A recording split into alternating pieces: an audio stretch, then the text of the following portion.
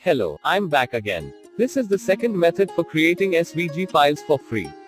Here I am going to use Google Drawings. It does not give as much features as LibreOffice Draw gives, but it is completely online, and no installation is needed here. You will need just a Google account for using this feature. Simply go to the folder in your drive, and click on the New button. Select Google Drawings from More, and it will bring you to the website of Google Drawings.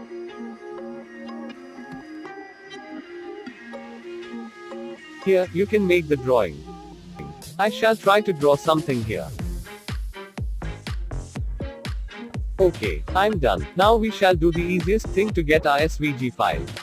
Click on File in the menu bar.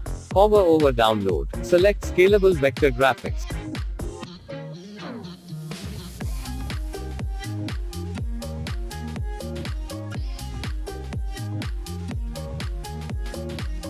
Now, I shall open the SVG.